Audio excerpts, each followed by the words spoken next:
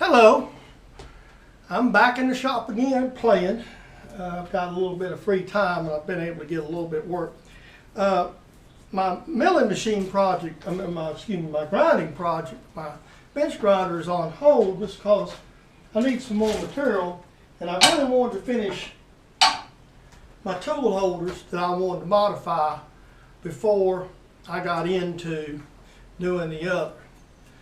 So today's video is going to be, again, might be a little bit repetitious, but I turned some brass on the lathe and knurled it. Just showed you how I made me several other tools up. So I've got two milled today. One of them is a chamfer. This is a tool that come in. I think you may have seen it, the video in it, or you're going to see it, the video. I ordered it from China. This is going to be used for a chamfering tool. And see, this is 3/4. I wasn't so sure this was going to work for me until I got it out here and checked it. So again, you know, you can mill, I could mill this tool down and use a block. But I just like this. This is cool. Makes it, just saves a block actually. And I got a left hand here I've taken, and you'll see today too, that I've taken and done the same thing with. And I didn't show you the dovetail work because it's sort of repetitious and I've done it before. And you've seen it in other videos. But you did see me make some more of these brass turning a little bit. So, and the 1/4-20, and all this is explained in the video for this week. So I just hope you enjoy it, and you know, keep subscribing and keep coming back. And you know, all my loyal subscribers, I really enjoy it. I enjoy the views I get on my videos. So I'm going to go ahead, I'm going to sign off, and we'll get to the video this week. I'm doing another tool holder, and I'm not boring you with all the details. Basically, this is a slot mill down to the proper depth. We're going to change the cutter, and I'm going to do some more. This is kind of repetitious in some of the things, but again, this is what we work on, and this is one of the last ones I'm wanting to make right now up for a machine, having this extra one. So I just got some time today and working on it. This is the finished tool. I'm just doing it outside in the, with some really good light, probably. And the main reason I'm doing it like this is I just have my GoPro's run out of battery. So this is another one of them.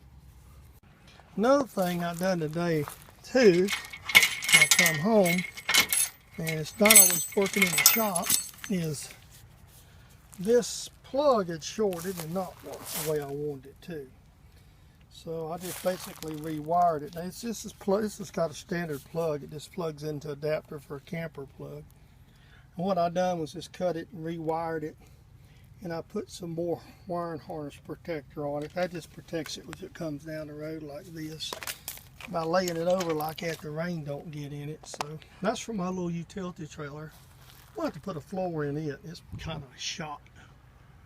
And so I'm thinking about using deck boards next time. So anyway, there's another one of them things that I'm working.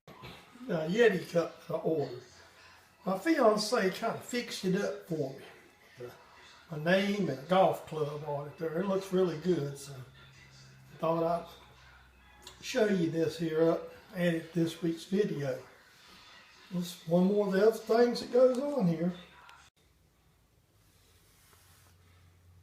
This is the tool holder that I come in that I was wanting, and this is the one that's going to be used for my chamfering tool. And this, like I said, about 35, ain't even 30, less than $20 to order straight from China. So I don't even want a fellow to try to make one that cheap. So there it is, and this is another one thing to add to the video this week. I'm going to throw something else in there. Everybody talks about Yeti cups. This is mine. I bought it, and I showed it earlier, the monogramming that my fiance done for it. This is the amount of ice that's left in this cup. I left it like this last night. I drained the water off. This is the ice that's still left in that cup from last night. And it's just, and that just shows you the card, the cup is set here on my counter for over 16 hours. It's probably 6:37 o'clock last night. So this is my Yeti deal. All right, today we're going to make some, I'm going to make some more tool holders. But in preparation for that, I'm going to fix me some, go ahead and get these knobs done right quick. I'm going to shoot a little video, and I'm going to do a little close-up work here for you.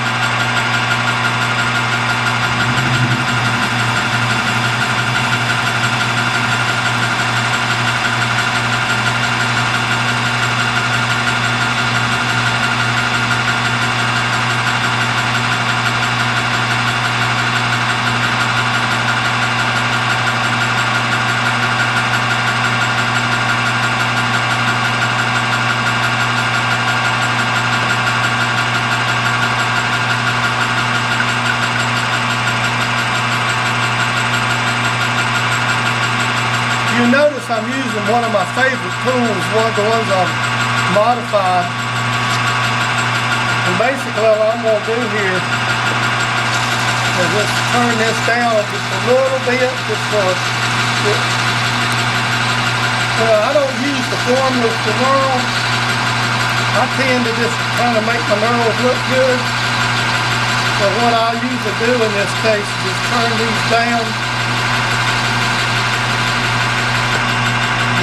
Maybe like 20 thousandths off or something like that. Just to get a little bit of a, you know, just turn down just a little bit of a finish there. And let me just file this corner right quick. And I'll bring you right back. We'll set the knurl up. And I'm going to knurl them, then I'll really happen. Okay. We're going to go ahead and start the center drilling and the tapping and all that process right now. So.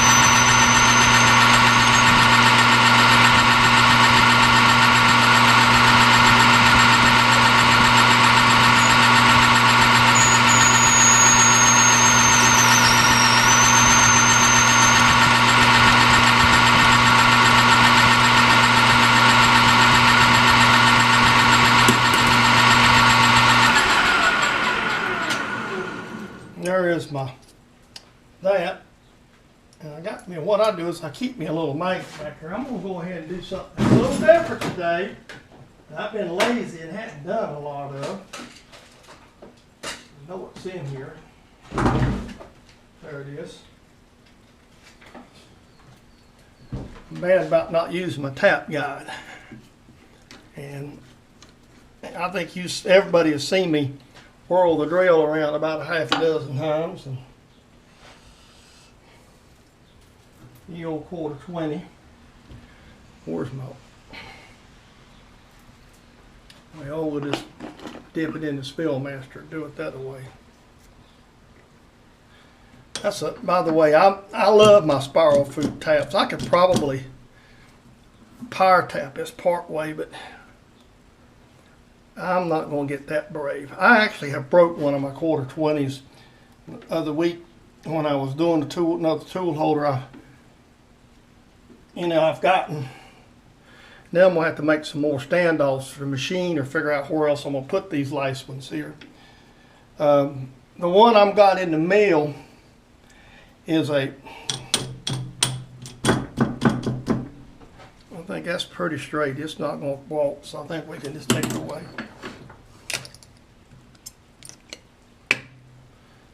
And see, spiral flutes, they're made for power tapping. And so I'm going to go in there deep as I can with the spiral flute here. And may have to go back after I cut a couple off. And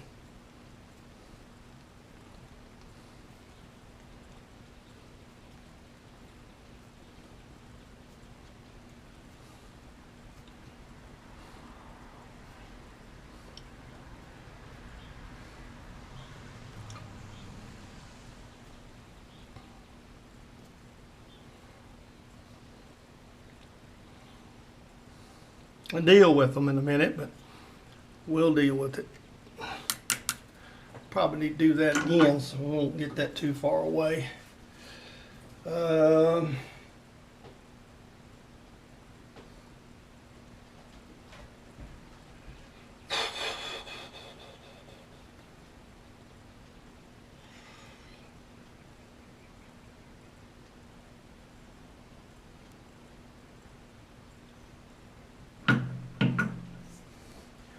I can cut brass off a hair bit harder than I can steel and stuff, so I'm going to go ahead and crank her up about 220 and let her do her thing here in a second. Let me see where my scale is. I think I laid it somewhere. I can't quite find it. It's not laying here on my workbench. Well, I've been working on these tools. So I don't know what I've done with it. I probably stuck it somewhere. I'll come across it one day. I'll just have to go down here and get another scale. Get this one. I don't particularly like this little one because I don't like all these little divisions in it. I like my other one much better, but what the heck.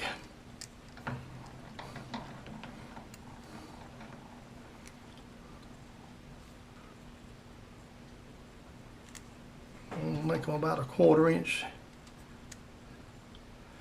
About 200 thou is good.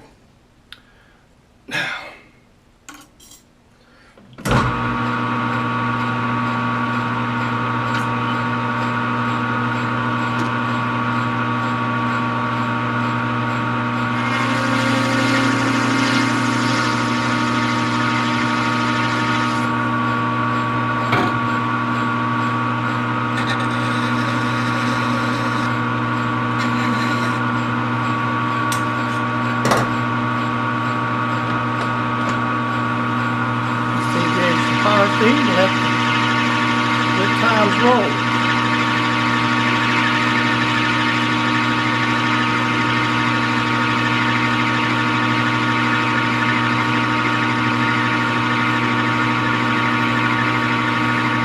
And I know you've seen me do these tools before when I go to work at a tool holder. I'm not going to bore you with all the milling of any of the holders. I'm just going to have one. I got a 3/4 that I'm going to do first today for a chamfering tool. And then I've got 2 more here that I've been wanting to do, so I've got some time today. And I want to go ahead and make my parts, my nuts and whatnot. So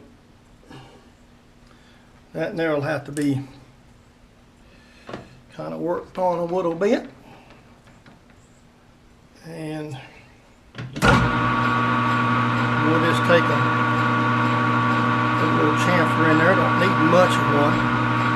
The nice thing about cutting them off under power, you see it's a pretty good finish. So that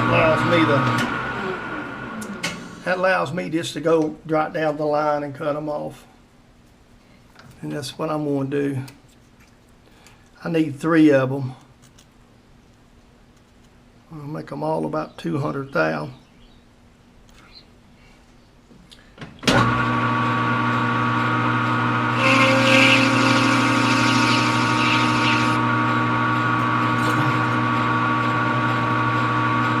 I mean, that's rough, you know, that's a scale measurement, so you know it's not exactly accurate.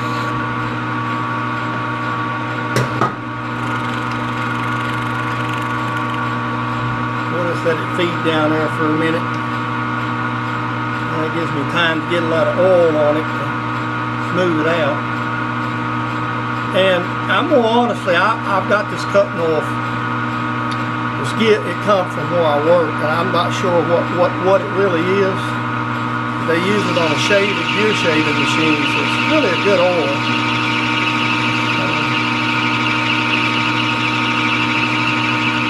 I mean, it sort of gives to me, so.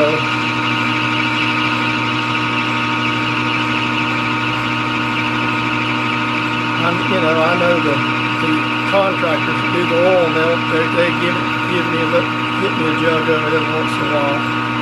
I've got enough to do me for a couple, 3 years of it. You know, like I say, if I had to go pick up oil, I would probably go to the big box store and just get pipe threading on it. I know a lot of guys, that's what they do. Works fairly well. So. Well, I felt it. The other one decided it'd go all the way down. That one didn't. Number 2 on the hit parade. Oh, yeah. Make sure one thing. That one's threaded. That one's threaded. Let's make sure we thread it all the way in with this one before we commence to cutting it off. So I know I drilled a hole deep enough, but you don't know if you tapped it deep enough, so it don't hurt to run the tap. I just caught the threads on the end there and just fire it through there enough to make sure that I've got plenty of threads. May go ahead and cut me an extra one off since I've got it and just put it in my drawer, so if I decide to do another one or something, I'll have it.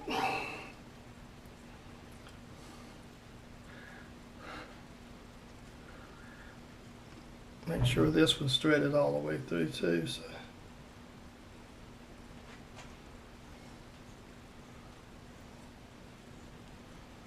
Oh yeah. Yes, it is. That's good. I know the other one is. It's the first one. I could make these. Now I got the. If you notice, the one of them I showed in the earlier videos got aluminum on it, and I'd made that big headed aluminum of something else, and I don't. It just don't look as good, but. You know, we do this. We're not doing this to make money. So, oh,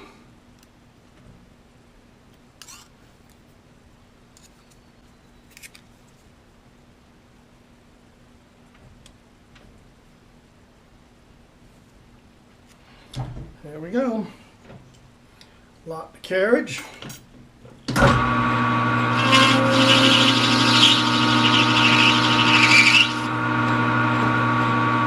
Like I say, I might go ahead and cut one more out of this since I've got the material.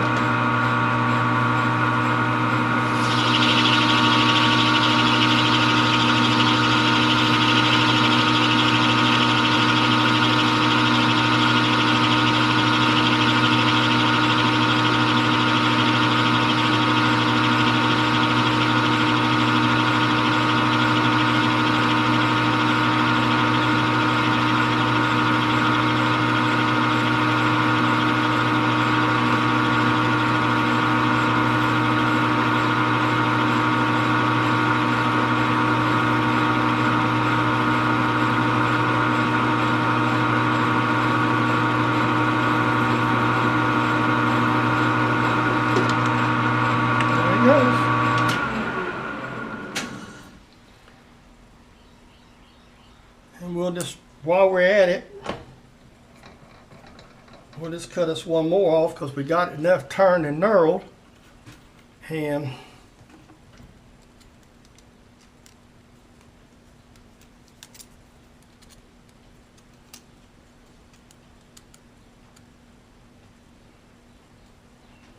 fact, I might go ahead and re-tap it off camera. Cut the very end one off if I can. Just because I can.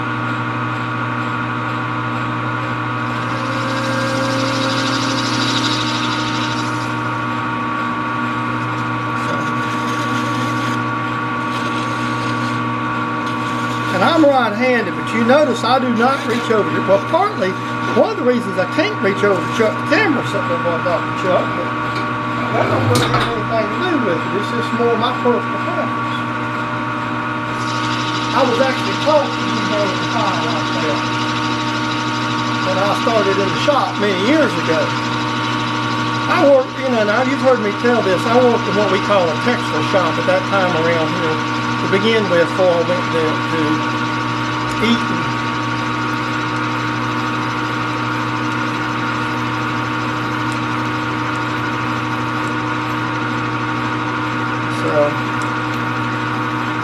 And I've had people I work with ask me, says, why do you buy these machines and do this stuff at home? Don't you get sick of it? And I said, well, I enjoy it. At home, it's a different animal.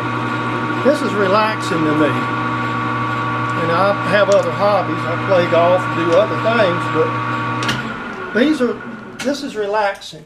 All right, there's your 15 minutes of how to make them. So, you guys have seen these videos of these rollers, or hear people talking about making them. Right here's what they're good for.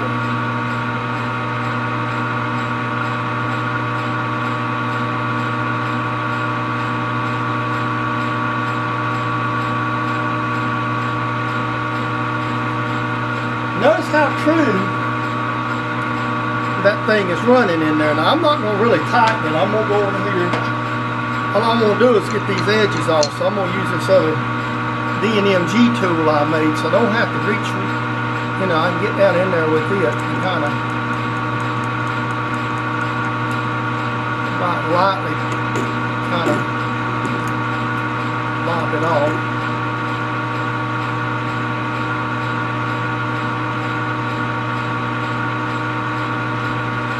I'm just taking this welding deburr and holding it in my hand. If you noticed, I done that a minute ago. And just chamfering the hole. I still got a little lip on that one there. So let me get in there and see if I can get to that lip. Really up against the chuck. That's going to be what makes this stuff tricky.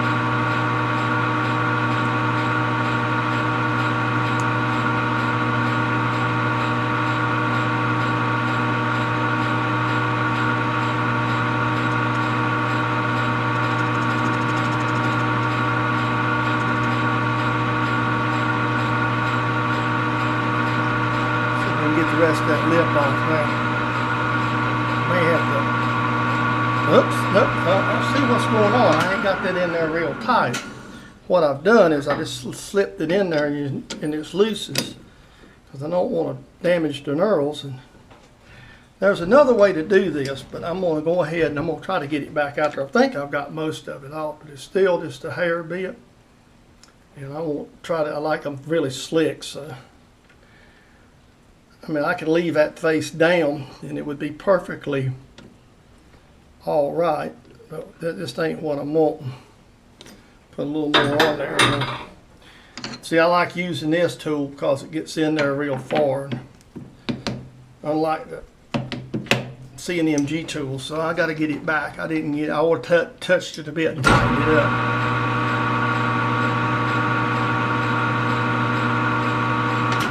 One thing I should have done was put higher gear and let it ride too. That helps a lot too.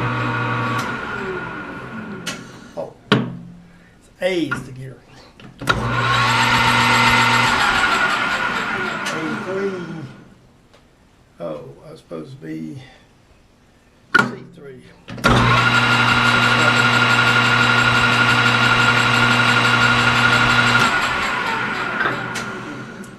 Now we'll just give it a slight gronk.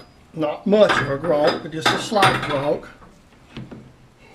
This one here, I just about goofed it up when I was working on it the other day.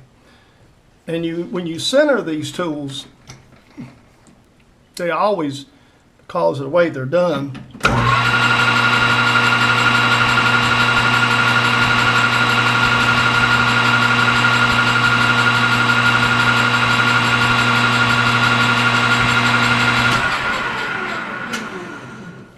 let me go ahead and knock this burr right out of here with this.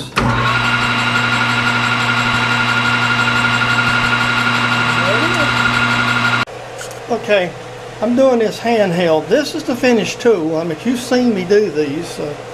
Basically, this is the 3/4. I'm going to use for chamfering. You see that everything's made in this T-slot. And it's right on there just like it's made to. Now I've got several more I'm going to do, and that's why I was doing the nuts for. And then I've done these before, but this is, and I'll explain something. First of all, I use 1/4 rods. First, they're just available. Secondly, with 20 threads per inch will give you enough adjustment to get it on center. And when you set this up, you obviously got to set up, because there is some movement, because you don't have the bulk of a tool block. If you'll notice, it moves. So the deal is you set it up on center when it's tight. So you'll see, if you'll watch, you'll notice it moves just a little. I got 2 more to do, and I may do 1 more today, I'm not sure. So that's where I'm at. This tool I'm putting in today is a left-handed one. So I'm going to be cutting it and using it long ways in the block. Somebody give it to me, and I've got the inserts. It's one that they kind of pitched away from the day job, still good. So I'm going to modify it next. Right there is the other one. This is the last one I'm doing today. I got some other things in the house I need to do, and but now this is a left-hand holder, and you noticed I fixed it to where I could turn with my lathe to the right hand. The reason I've done that is so I could use it just like that, and I still may cut the end of it off, which won't take but a second, and I might do that. But, basically, this, I won't be able to use this as far out travel-wise. I mean, I won't be able to use it on real large ODs. That'll be about the limit right there. But, again, it'd be a good tool to use. I'm going to have to make me some more mounts, or figure out how to make some more mounts, machine to put some more of these tools up here. So that's the other. So this is the completed other one. I know here lately I hadn't been doing many closings. Sometimes I just chopping the videos off because it's really, I feel like it's repetitious. But hey guys, I appreciate all of you for visiting and coming into the channel and looking at what I do. I'm still on the same bunch of projects that I've kind of got tied up on. And I want to get them done, because this is something that's been hanging around for a good while for me, and I just haven't got a chance to finish it. Excuse me. And I just really want to get it done. So that's why I'm going ahead and doing it, and I kind of usually shoot some video up. I have 1 more holder here for a Trigon. This is a regular right hand, and I will get it cut down and modified. And I'll probably get it done, and it'll be in the next video. Now I'm going to finish designing my bracket for the grinder so I can finish it. Once I get the grinder done and these videos done, I'm going to go get that vise out of the other building and see what I can do with it. I ain't forgot the vise project by no means. So that's kind of where we're at, and I hope you enjoy.